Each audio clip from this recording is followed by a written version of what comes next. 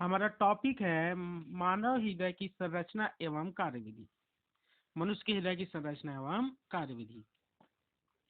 तो मनुष्य का हृदय एक सुदृढ़ मांसपेशियों से बना हुआ एक पंपिंग अंग की तरह कार्य करता है। मनुष्य का हृदय सुदृढ़ मांसपेशियों का बना हुआ रहता है और पंपिंग अंग की तरह कार्य करता है। इसके चारों ओर एक झिल्ली पाई जाती है जिसे पेरिकार्डियम झिल्ली कहते हैं। यह हृदय हृदय आवरण कहा जाता है। ठीक है। मनुष्य के हृदय चार भागों में बटा होता है, चार कोष्ठों में बटा होता है। दो आलिंद और दो निलय। ऊपर का दोनों आलिंद होता है और दोनों नीचे का दोनों निलय। ये दाएं साइड वाला दायां आलिंद और दायां निलय, बाएं साइड वाला बायां आलिंद और बायां निलय। दाएं भाग और बाएं भाग पूरी तरह से विभाजिका या सेप्टम द्वारा अलग होता है, एक दूसरे से नहीं मिलते हैं। और इसके रक्त ग्रहण करने की क्षमता एक वयस्क सामान्य वयस्क व्यक्ति में 4.5 से 5.5 लीटर होती है, अर्थात 4.7 से 5.5 लीटर रक्त ग्रहण करने की क्षमता इनमें इसमें पाई जाती है। और यह एक दिन में लगभग 7,000 लीटर रक्त का पंप करता है। अब हमारे शरीर में तो 7,000 लीटर रक्त रहता नहीं, तो कैसे पंप करेगा? तो हमारे शरीर में जितना भी रक्त होता है वो यही में वापस आता है, फिर से यही से जाता है। मतलब एक दिन में लगभग ये 7,000 लीटर रक्त को पंपित करता है। यह शरीर के विभिन्न भागों में भेजता है। ठीक है। तो एक चीज इसमें मुख्य है, ध्यान रखिएगा, इसकी रक्त ग्रहण करने की क्षमता 4.5 से 5.5 लीटर। और दूसरा, मनुष्य के हृदय चार कोष्ठों में बटा होता है, दो आलिंद और दो निलय। अब देखते हैं क्रियाविधि।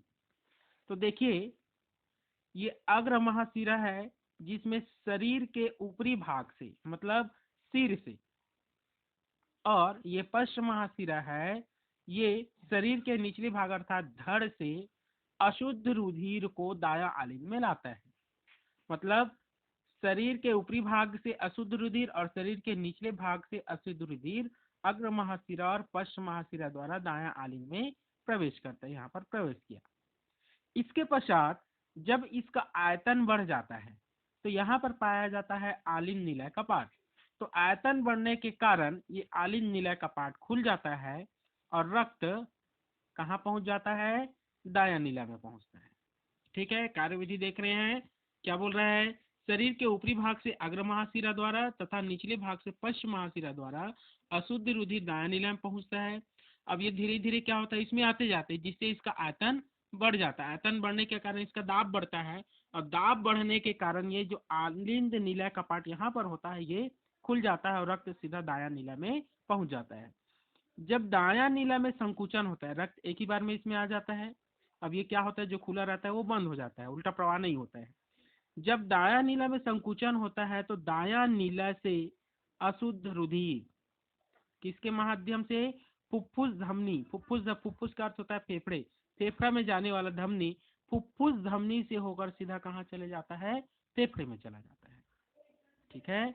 जब दाया नीला में संकुचन होता है तो अशुद्ध रुधिर फुफ्फुस धमनी द्वारा फेफड़े में चला जाता है।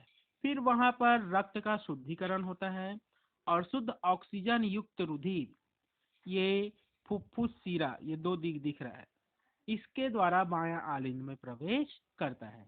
देखिए, अब इधर शुद्ध रुधिर आ रहा है तो उसको रेड पेन से दर्शाया गया है, ध्यान रखिएगा। और अशुद्ध रुधिर नीला से प्रदर्शित किया गया है।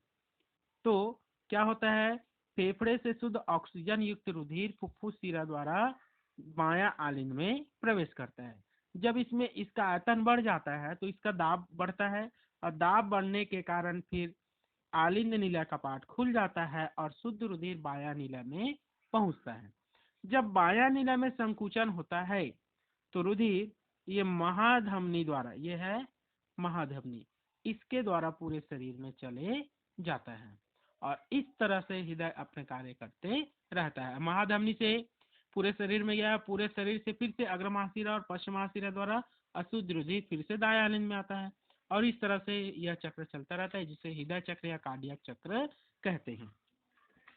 देखिए, यहाँ पर ये जो रक्त का प्रवाह हो रहा है पूरे शरीर में हृदय के माध्यम से, उसको एक चक्र के रूप में प्रदर्शित किया गया है, जिसे रक्त प्रवाह चक्र कहते हैं।